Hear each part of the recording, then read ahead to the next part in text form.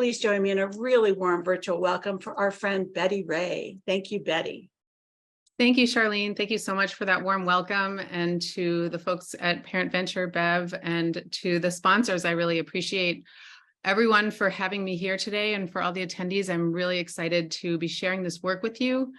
I am super passionate about ritual and ritual work, and I came to it actually through young people when I was working at Edutopia.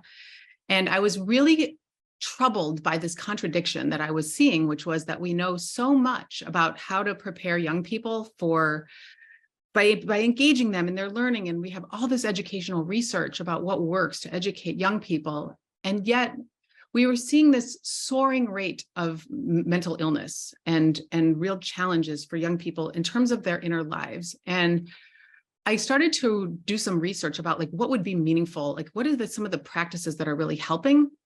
And I came across the work of William Deepen, the director of the Stanford Center on Adolescence, and who wrote this book called The Path to Purpose, and Kendall Cotton Bronk, who I know has been here at Parent Venture before. And I was super interested in how they contextualize the importance of purpose, that kiddos who don't have purpose are really much more likely to have some of these depression, anxiety, some of these challenges. And that there's so few kids that have it, that Deepen found that 1 in 5 have a sense of purpose. And that number was just astonishing to me and kind of scary.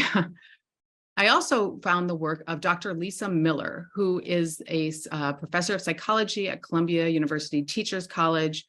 And she did this really fascinating research around the importance of what she calls intergenerational lowercase s spirituality. And that's, I don't use that term, but she does. But what she's talking about is this notion of a sense of connection between the self and the deeper sense of what is important, between the self and others, community and family, and between the self and the world, right? The planet, the nature. And if there is a sense of a super, a divine, that is another piece of that. But this idea that we have a sense of connection that's bigger than just sort of the day-to-day.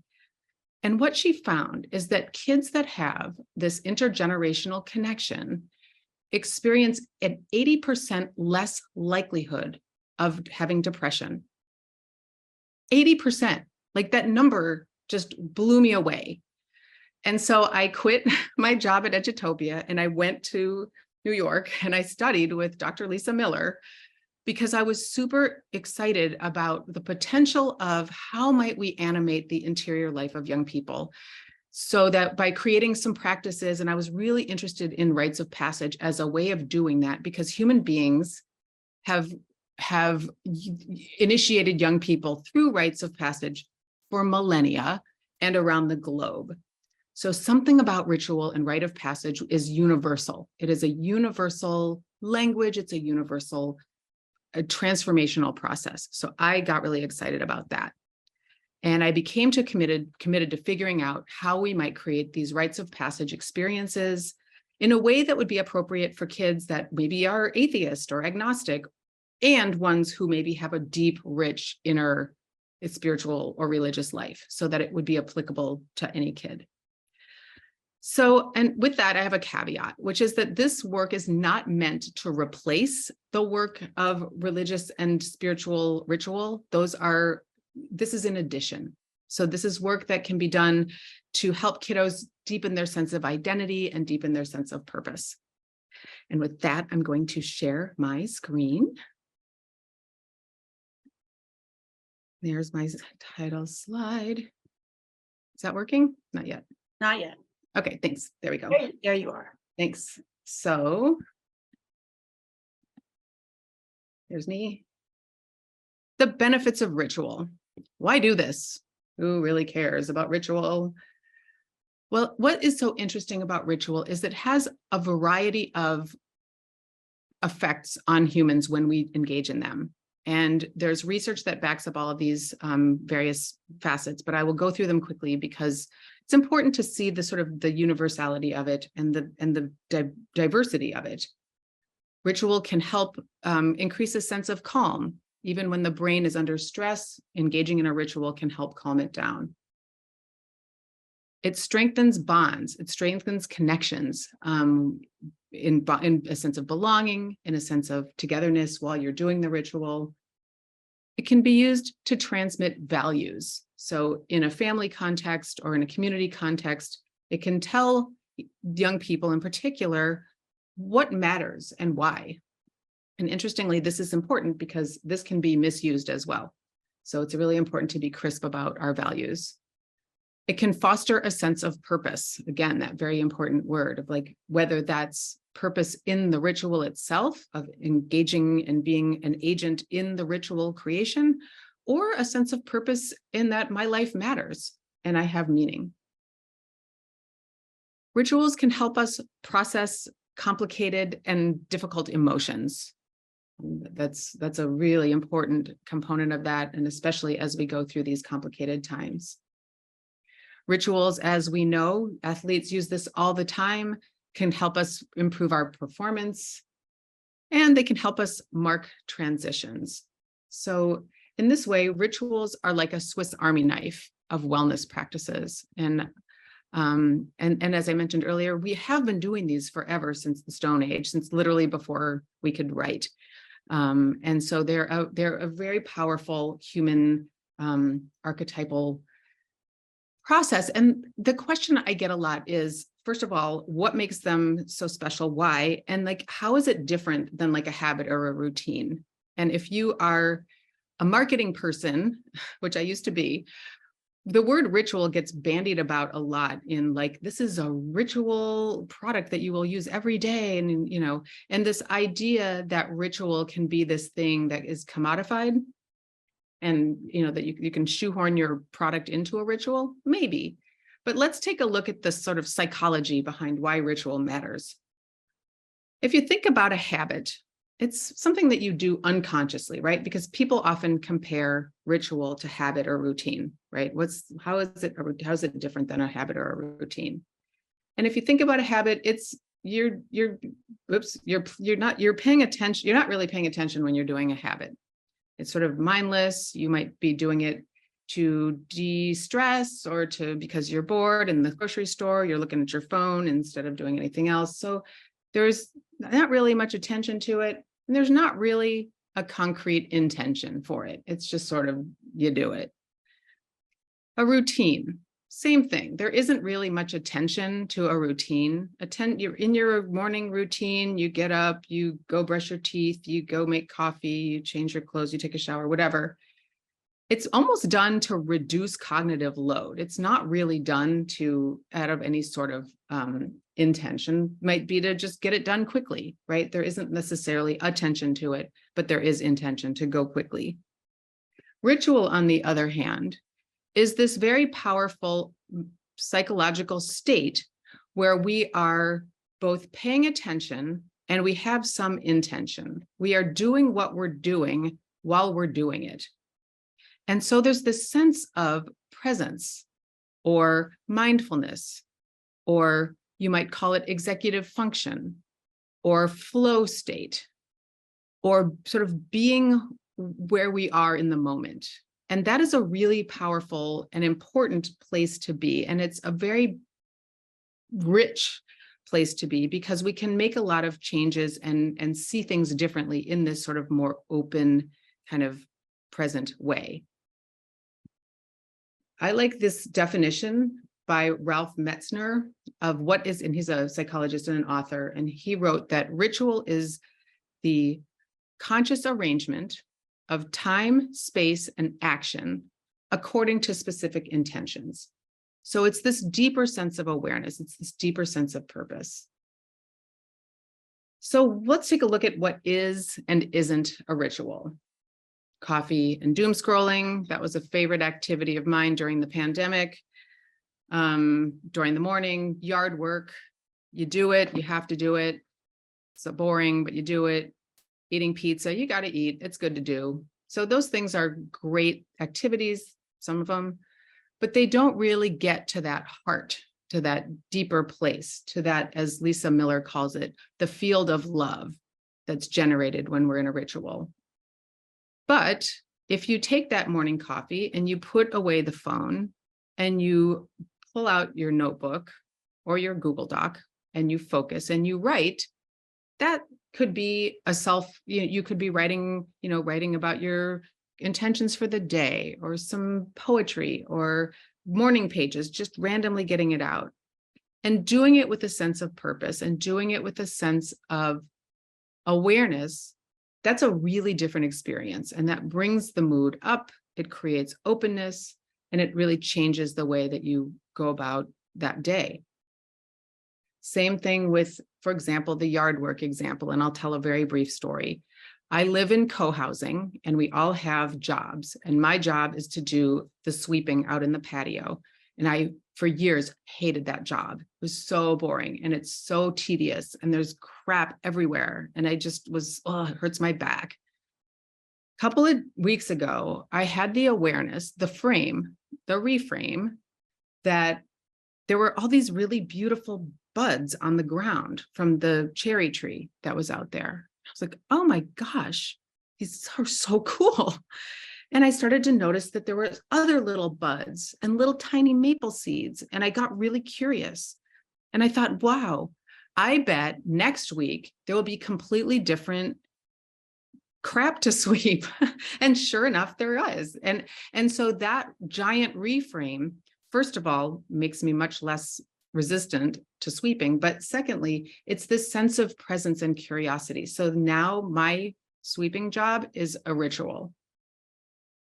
Likewise, eating pizza could become a set of family stories where we share heritage, or we share deeper conversations about what's meaningful to us and exploring values.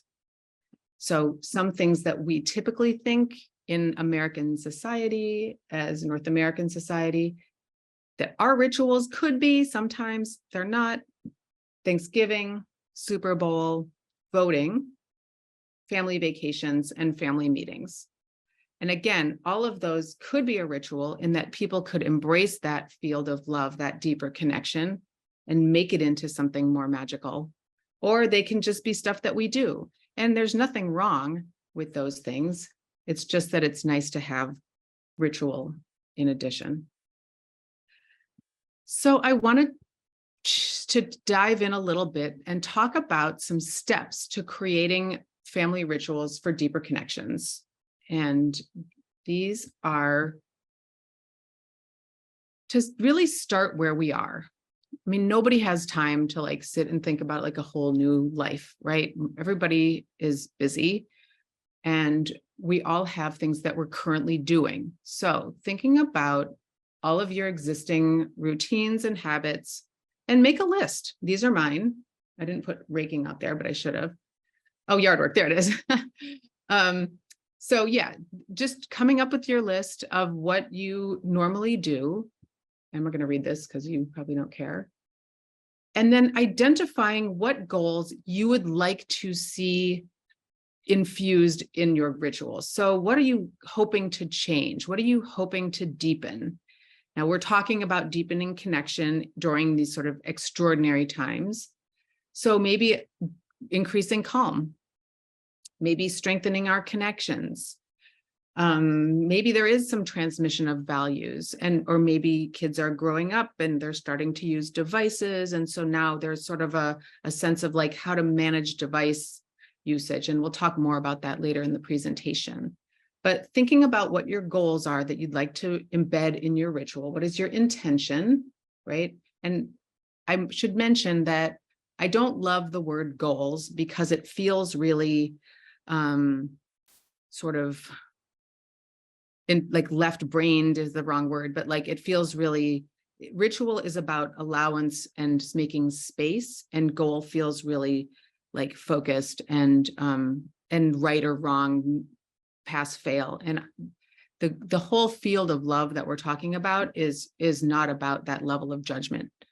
But I wanted to include it here because we're humans and we think about goals in our country and culture, but think about that as intentions and try to stay out of the judgment. So here's the secret sauce about ritual. And it's sort of simplistic, but it's really important. Rituals are designed from little tiny morning rituals to 2, 3, 4-year rites of passage, have a consistent design. And that is, they start with some sort of an opening, a cue to the individuals that the ritual is beginning. Now, this is important because it's telling the brain, stop yammering, put the phone down, don't think about all the stuff, and focus on your attention on the intention. Once that opening has happened, then there's an enactment phase. That's the ritual itself. That's the writing exercise or the raking or the game or the play or the conversation. And then closing is when we close that container, we go back to our regular life, pick up the phone, the ritual can have a reflection, but we're done. And that gives a nice boundaried sort of container, a safe and lowercase s sacred container for the ritual to take place. So number 3, in terms of, from steps to create your family ritual, start with your own. And there's so many good reasons for this. Why? Well, it makes you a better parent because you are listening to yourself and what you need. So it helps resource you. And it also gives you a fluency with the practice of what is a ritual like? What does it feel like? How does it work? Does it not work? What are the sort of symbolic elements that resonate for you? It just gives you a deeper sense of connection to it. So here's my ritual practice, my coffee, I have my insights, and I leave by writing down some to-dos and some reflections. Very simple. Then once you've got a couple of, a handful of tries under your belt and you feel like it's time, experiment with your family. And caveat, all families are different. Everyone's going to have a different response to this. So you know your family best. But the idea of experimenting with a ritual is important. And it may seem counterintuitive, right? A ritual is a set of things. We do it the same way. It's a ritual. It's codified. We can't change it. But you actually can, especially as you're starting anew, because if it doesn't resonate or it doesn't land, people are going to be like, what are we doing this for? So it's really helpful to have an open mindset. And that's why I like to use a lot of design thinking when I'm working with people, because that gives a sense of we're playing with this, we're grappling and we're figuring it out and iterating so that it really does have meaning and resonate for you and your family. So for example, say your family has a Saturday morning pancake breakfast.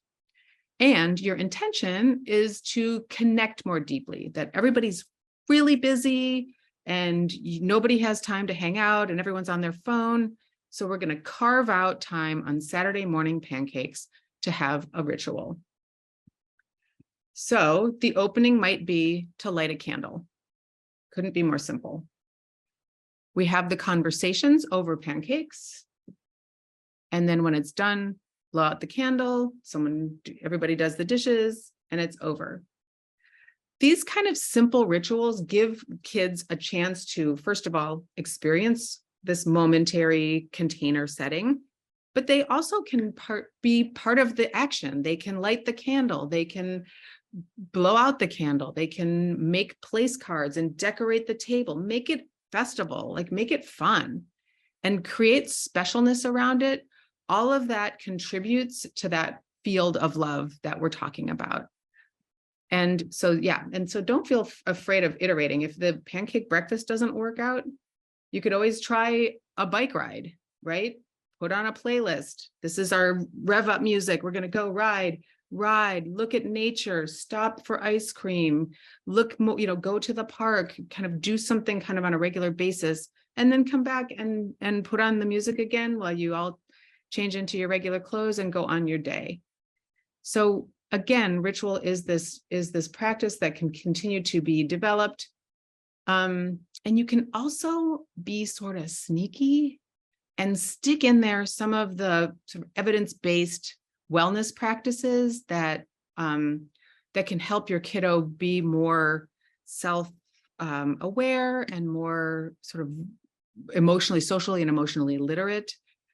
These are a handful of them on the screen, like, for example, practicing awe, going somewhere and look at the amazing view we have here, like really priming them for experiencing awe, which we know offers a level of resilience and a level of altruism when they experience awe.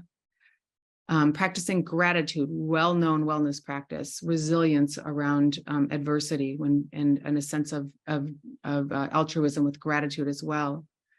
Sharing responsibility, building executive function, modeling growth mindset, this ability to make mistakes and recover quickly, making repairs if you made a mistake or you got angry and burst out and making those deep repairs shows kids that it's important to make repairs if we lose our temper. Modeling conflict resolution. There's a problem. How do we solve it? And I'll talk more about how, some ideas about that in the next bit.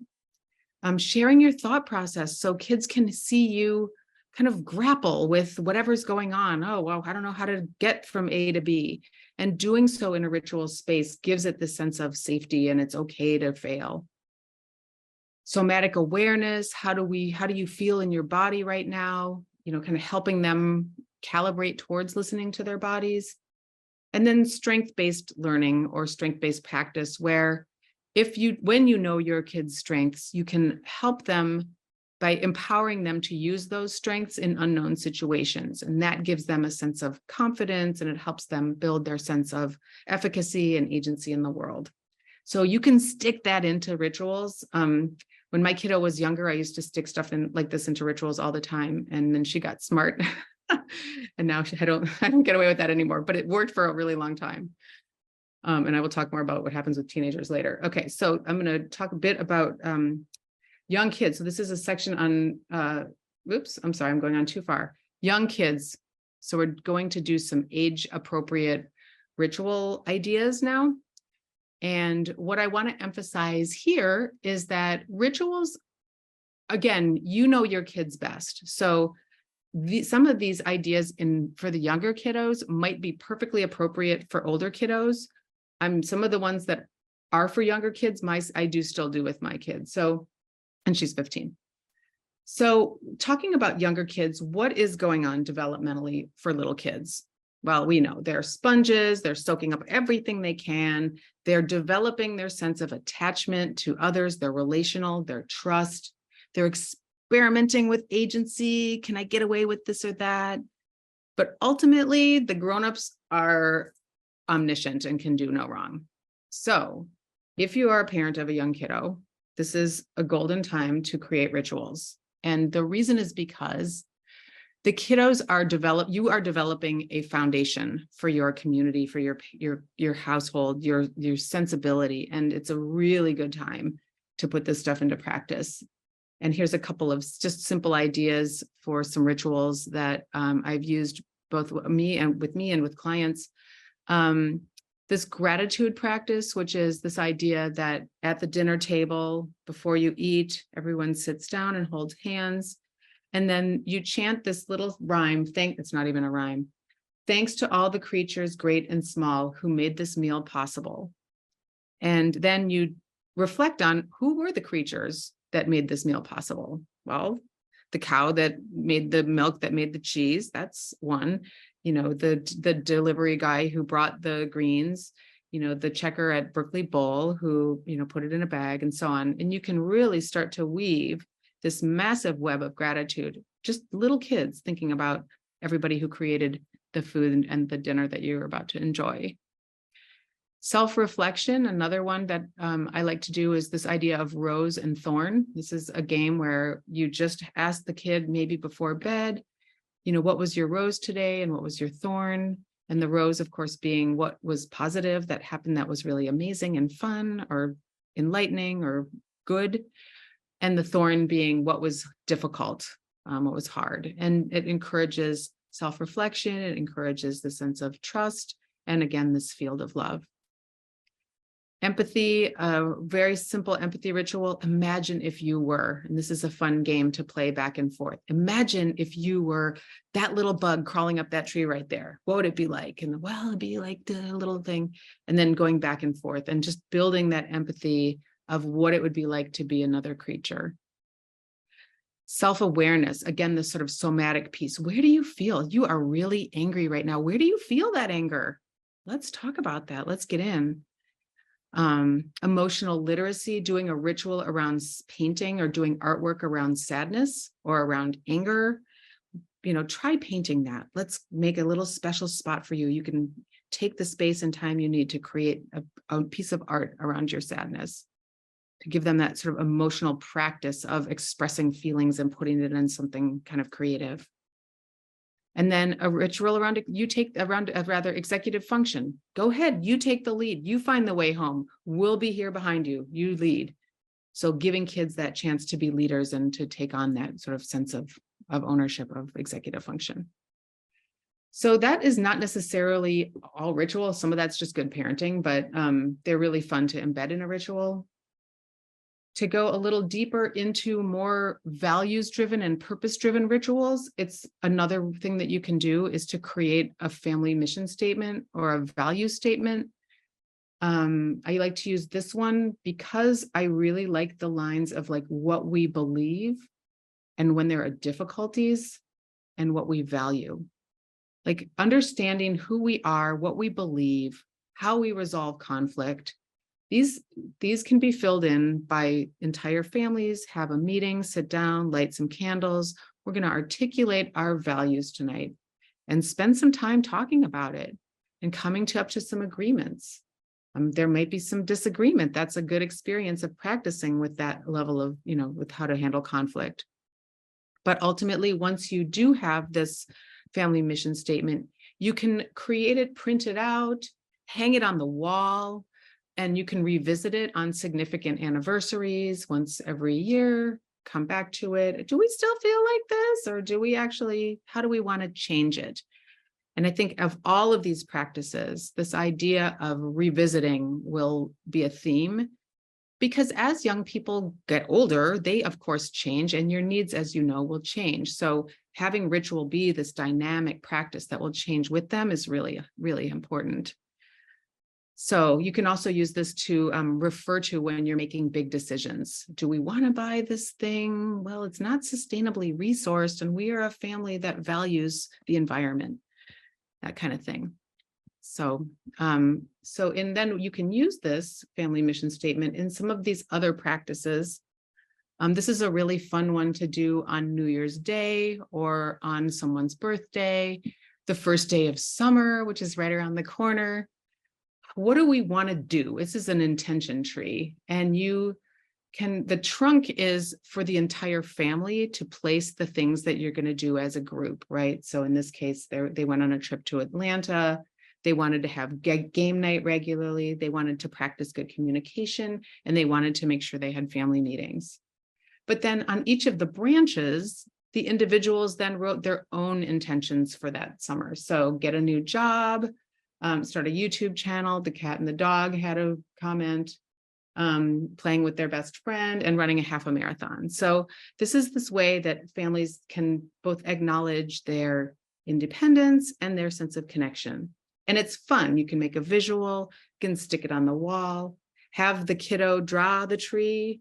You can also take a branch from like a nice manzanita or something that has a lot of branches, and you can write all these things on paper and hang, and that's kind of cute too. I've done that as well. So that was sort of the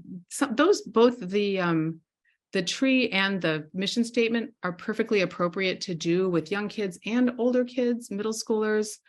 I wanted to go a little bit more deeply into who they are and what's happening for them. Middle schoolers are becoming individuated. OMG, if you had a middle schooler, you know this. They are beginning to discover their identity. And identity is super important. It's one of the really big things that ritual and rite of passage can create for us and develop. So identity is happening. Peers are more important than adults. parents are dorky, their bodies are changing, their minds are changing, their psyches and souls are changing, executive function begins to become more emergent. And in this world, they start to get a hold of these. And that's a big deal. I want to talk a little bit more about that. So what do we do with middle school kids? Given that they are individuating, and given that they are also still little kids, the nuance here is to listen to them and to really use your instincts about how much ritual to maintain and keep in place, how to iterate it so that they have more agency, so that they can become more invested in the ritual, and also find ways for that ritual to have a bit more, to hold their identity. So updating that admission, I'm going to come back to smartphones in a minute. Upholding that mission statement, having them weigh in, really getting their feedback and honoring it, giving them more agency and decision-making for the rituals that you're doing, and even having them imagine rituals that they might want to do. If there's a significant date, a graduation, a birthday, a big game, something that they, an art opening and that they're doing in school, highlighting those things and ritualizing them, having everybody stand and acknowledge, wow, we've really seen you put a lot of work into this.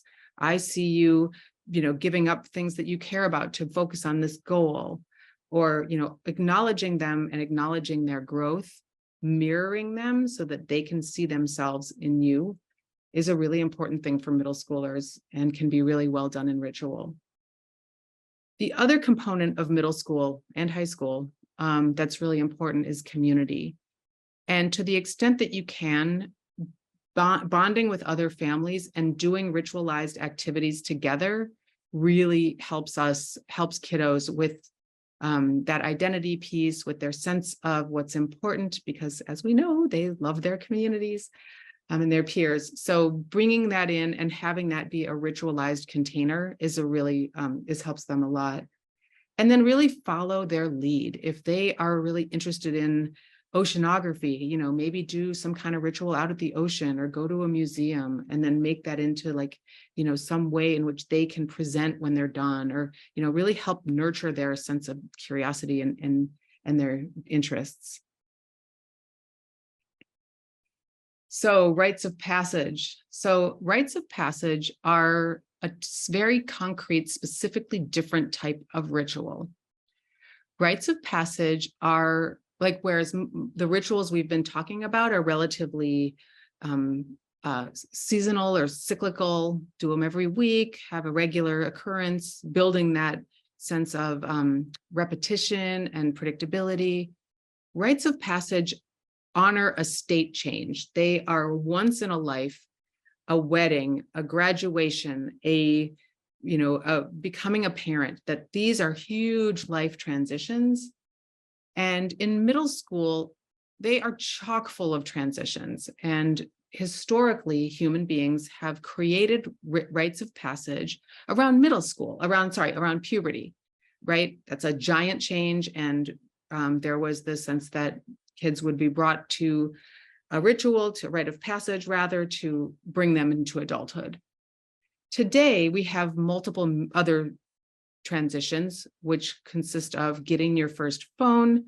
There's also gender affirmations for many kids and mental health challenges for many kids. So there's a lot of stuff going on, and we don't really have a lot of rites of passage for them, unless you're Jewish or Latinx, and then there are some, but most of our mainstream Western culture does not have a lot of opportunities for that. So this is a huge opportunity for someone to grab, and I'm putting that out there because we need it.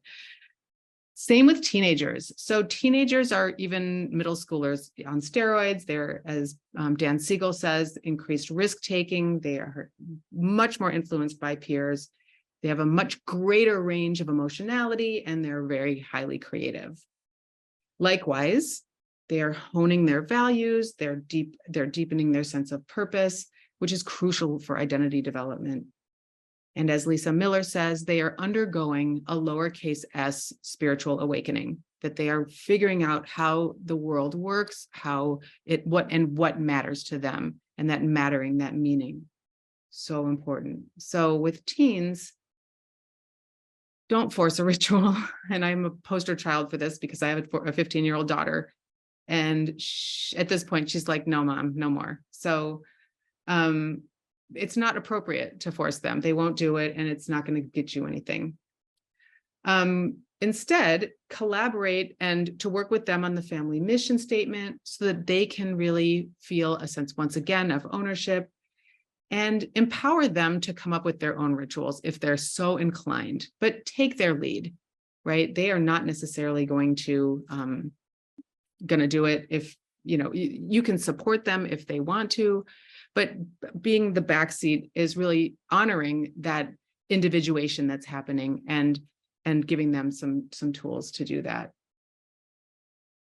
Teens will self-render their initiations if adults don't do it for them. That was Joseph Campbell's message. Now, this is the idea of rites of passage. I just got through saying, don't force rituals, don't force regular connections. Let me be really explicit because I glossed over that. That was the idea of a regular connection ritual at home. The idea of a rite of passage is totally different because that is a community-wide exercised thing. So we have an opportunity to give our young people rites of passage, and we see a lot of self-rendered rites of passage now. And that is causing a lot of problems, actually. So there are several really great wilderness programs, arts programs. Youthpassageways.org is a giant clearinghouse of rites of passage organizations. But you can also do a self-designed rite of passage, ideally with a community.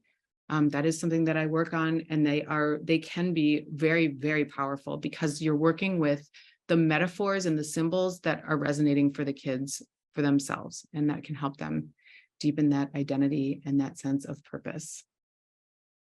So to recap, the 6 steps are brainstorm exists. This is for rituals, not rites of passage. Brainstorm existing routines and habits to see where you have some hackable options to create these times for connection. Identify your goals, hopes, dreams, intentions. How do you want to, what do you want to bring? What are the values that you want to bring to your family? Using ritual design to focus the intention and the attention to create that open-minded space. Start with your own practice, do your own resourcing, go take hikes, whatever it is, owning this idea that it's the ritual for you so that you can get fluent in the language. And then start experimenting with your family and see how it goes. Iterate. If it's not working, change it up. Being transparent with them. This is what we're doing. If they are open to that, great. If not, it might have to be a little bit under the wraps. And then being sneaky, sticking in some of those kind of practices that are really help SEL, help social emotional awareness, but also be responsive. If they're not into it, as my daughter made it really clear, don't push it. Take your time, let them, infuse it in a different way. But making sure, offering that field of love is the whole point of all of this work. And so I hope that this has been helpful. And with that, this is my contact info. And I know Charlene has some other questions, so I'd like to hand it over to you, Charlene. I've been talking a lot. I'm ready to hear someone else's voice. Thank you so much, Betty. That was really wonderful. I just really want to say that was just fantastic. And we now have so many things to think about. Yay. I'm really happy to hear that. I'm going to stop sharing so we have a little more space. All right. Well, okay. We've got great questions coming in and a few that I want to ask you. So let's get started. Okay. As you know, Betty, our kids missed so many milestones and rituals during the pandemic. Prom, graduation, quinceañera. Do you think we should replace them? Or what do you think will happen moving forward? Yeah, well, I think we should replace them. I mean, if there isn't a ritual, there's a vacuum. I think that we do have a lot of vacuums. And I do know some schools, for example, that had some of their kids come back after graduation and have a graduation to make up for that, because I do think it leaves a hole. And so, yes, I think to the extent that there's resources and availability to do that, that it would be really helpful to have new resources and to have new ones. And I think a lot of organizations are offering hybrid options now, but because we can be back in person, that's sort of coming, that's a thing again. We can definitely still have that, too, again. But yeah, I think we need them. Do you think there will be long-term effects for having missed some of these rituals? I do. I really do. I think there's a massively long-term effect of missing the ritual, the community, and all the sort of the trappings around it, right? Because it's not just the prom, it was the whole thing. It was the dress and the suit and the dinners and the stories. And yeah, I do. I think, I wonder, it's a really good question. It keeps me up at night, actually. Like, what is the impact of the pandemic on young people that sort of came of age of that little tiny window that was so hard?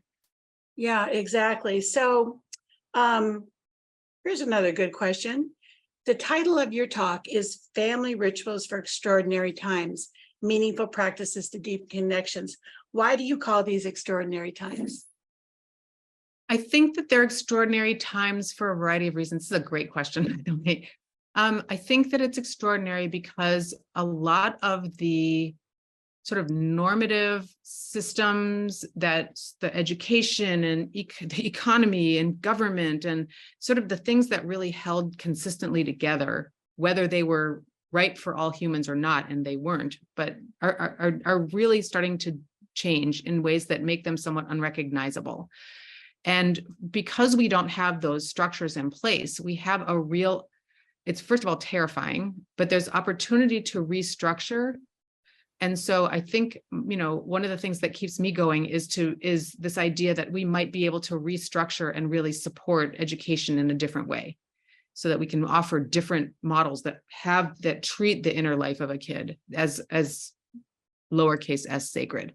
I really think it's important for us. And there's just a lot of depression and anxiety, self-harm. The rates of mental health challenges is just astonishing. That's extraordinary.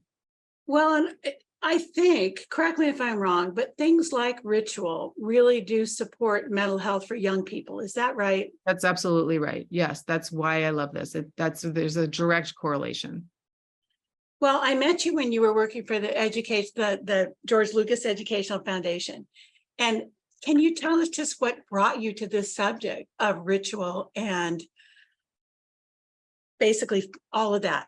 Yeah, sure. I mean, I mean, I think what I found at the foundation, which was amazing. I loved that work. It was so important, and there was resources and time and no agenda. We could really focus on what was working for young people. And what I found was that the way that education has been historically offered is really lacking in this way of like really looking at who the young person is, about their and understanding their purpose. And I had this interview with Kendall Cotton Bronk, and she was like, one of the things that we really have to do is ask kids what they want. What do they, like, we don't even ask them. Like, this simple intervention of asking them like about their purpose and about their interest. I was like, this is mind-blowingly simple and mind-blowingly effective and free. You don't have to spend $1 billion to install computers and everything, or this is a free intervention that gets us more in alignment with who we are as humans. And in the face of all AI and all this, there's another extraordinary time. Like, we got AI that's taking the bar exam and passing it. I mean, there's just a lot of crazy happening right now. So I think having a sense for our depth of deepening our sense of humanity, our sense of connection to ourselves and the larger world is just balm for the soul. It's really helpful. And it really does work around, has helped with some of the staggering numbers that we're seeing. Absolutely. And, we have loved having Kendall Bronk in this program. And she always makes the point that no matter where she goes in the world, rites of passage can be and should be universal. In Yeah. the United States, we may celebrate things differently, but certainly from people like you, we're learning the importance of these rituals for our kids and families. Yeah. Yeah, I agree. I think that was one of the staggeringly, stunningly wild things, that when I discovered that rituals and rites of passage were universal from humans from the beginning of time and all over the planet.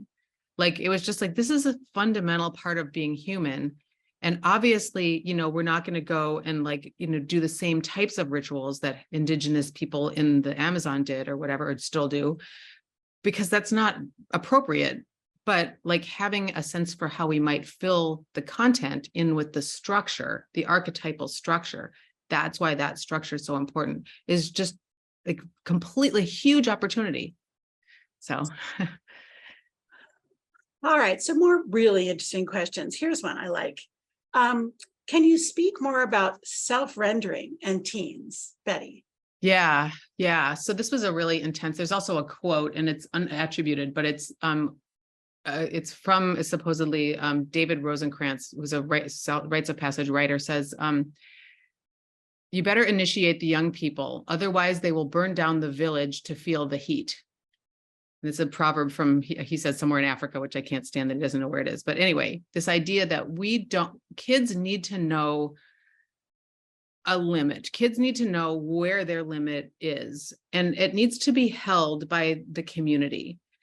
And that if that limit is not held, and it's not to say like, oh, you can't do this, that, it's not about shame or any of that. It's like, kids are like, they're like, I want to do everything. And that's a great urge. And if they don't have a sense of that sort of a contained, I think about it almost as like, controlled burning, right? You sort of contain their fire and focus it on something that's generative for themselves, for their communities.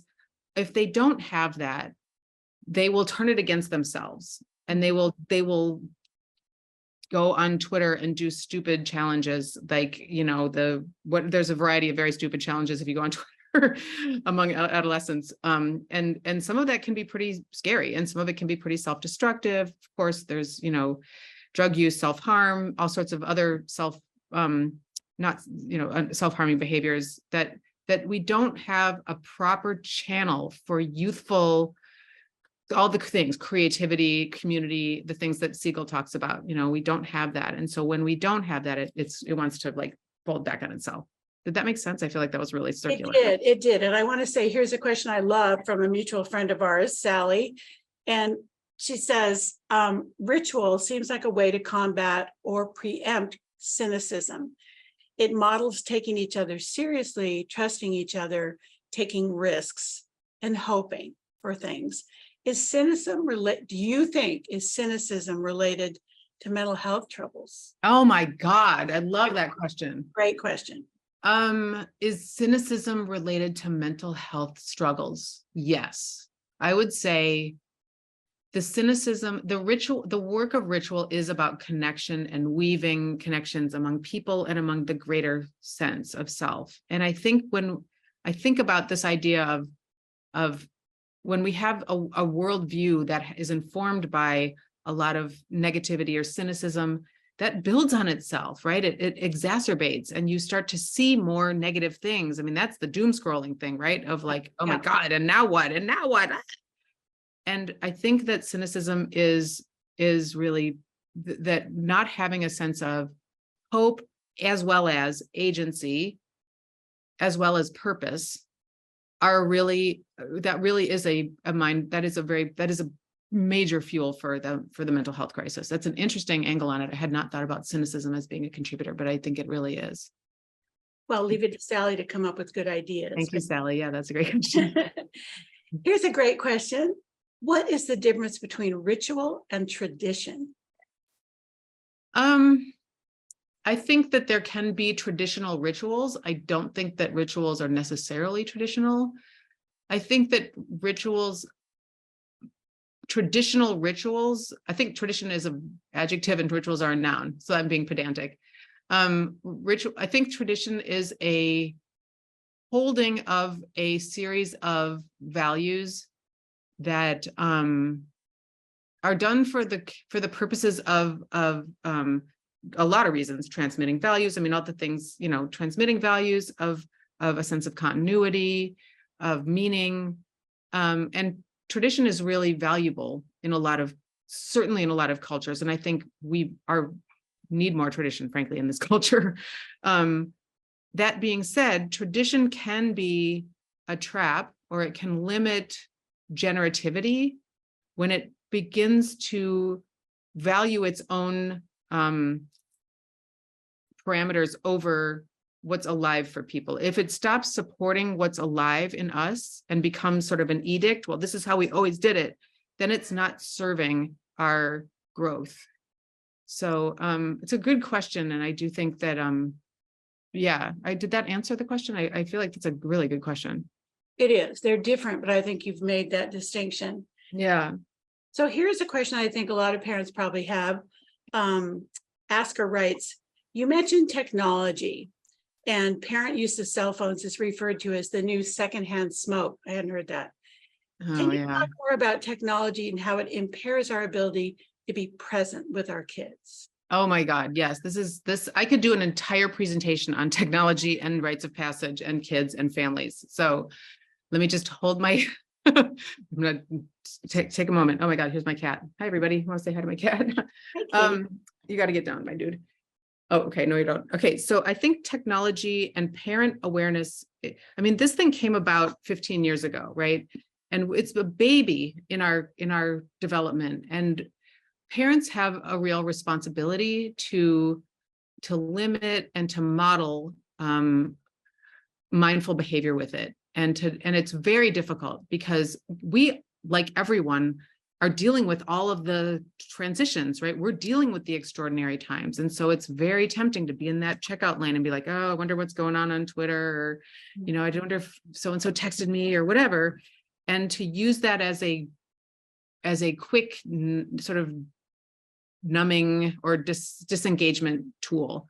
Well, kids watch that, they see it, and they, even if we aren't giving them cell phones at 2, which some people are, but even if we're not, they're paying attention. And I think it's really important for us to talk openly about, wow, I really want to pick up my phone right now, but I'm not going to, because it's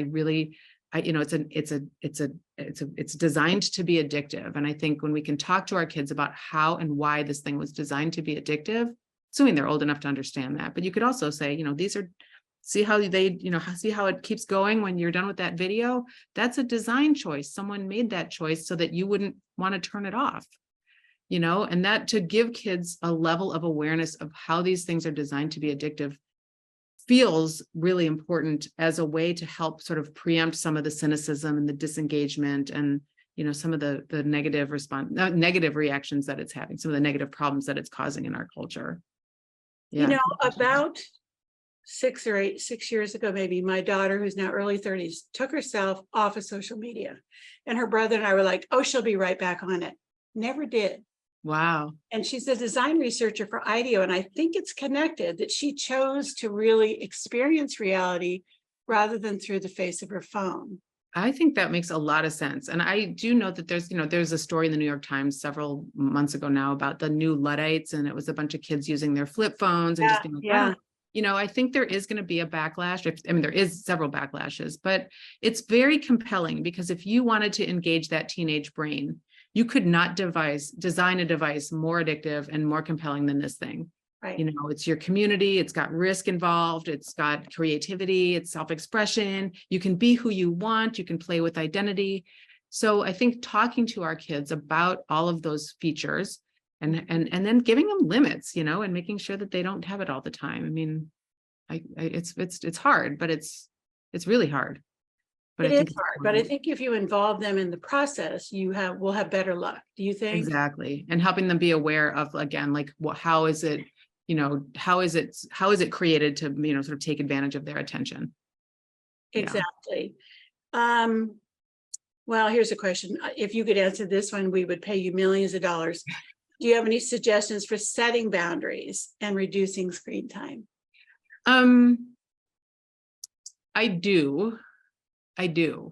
And I would say that, if you already have a kid with a phone, I think that candidly, I went through a lot of trouble with this with my own kid. And so so having the pandemic in the middle of that was really particularly hard. What I would say is just be firm and just create small milestones for like, hey, if you can do this thing, you can keep this amount of screen, but if you're not able to do the thing, we're going to have to pull it back. Kind of like what your daughter did voluntarily.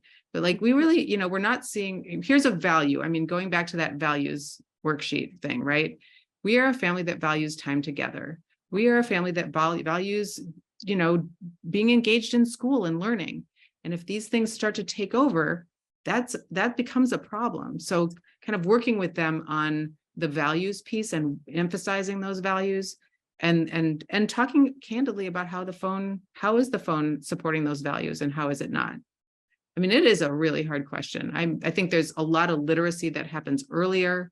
I've designed an entire program for kids before middle school. I'm working with one of my colleagues at TED, to come up with something for pre-phone use, phone ownership, to kind of get them ready, a rite of passage for cell phone ownership, so that they can have that when they, so they can get their phone after they've completed a whole bunch of challenges.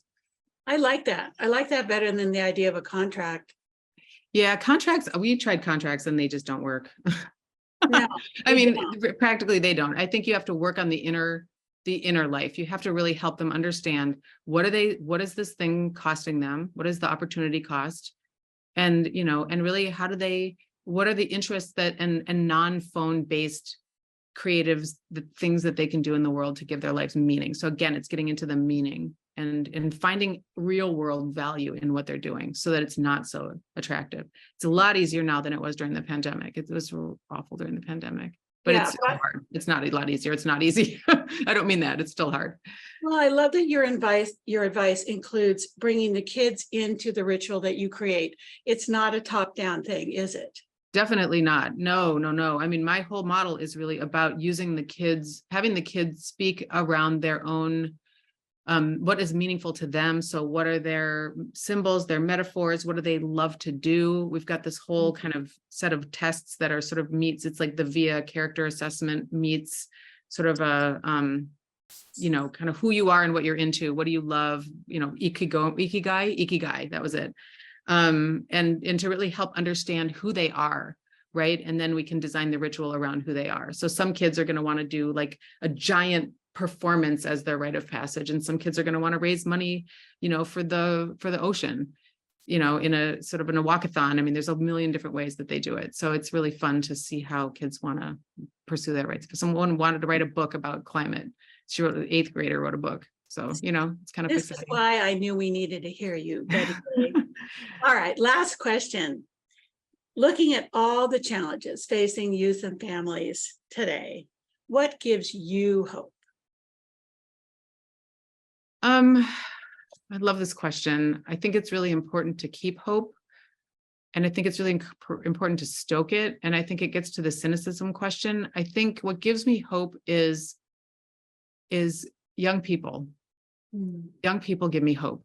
Young people who are, despite all of the messages they're getting about how intense and crazy the world is right now, and oh yeah, by the way, there might not be a planet. Like it is hard to be a young person right now. Yeah. And I think that they are uniquely smarter than we were, and just more aware of what matters. And I think, that gives me so much hope. I'm very hopeful. I love our young people. Gen Z is just, yeah. Well, Betty, you have really given us hope tonight, and you've given a pathway to families to connect with their kids in ways that really excite the kids. I mean, I know, having done this with young people, that they love the idea of creating ritual in whatever social group is, right? So we thank you for your work. We thank everybody who is on with us tonight. This will be a video that we will send out shortly. And Betty Ray, it was fantastic. Thank you for everything tonight. Thank you so much, Charlene and Bev and the rest of the team. I really appreciate you all for being here, everyone who showed. And please feel free to reach out. My contact info is bettyray@gmail.com, and my website is bettyray.net. And so I hope to hear from you all. And if there's anything I can do to help, just reach out. I'd love to hear what you're up to and what your stories are. So thanks again so much. It's been such an honor. Thank you, Betty. And everybody, she is generously going to share her slides. And we're also going to be sharing this video, which will be available in a few days. Take care, everybody. Hope to see you again soon. Good night. Good night, everyone. Thank you again.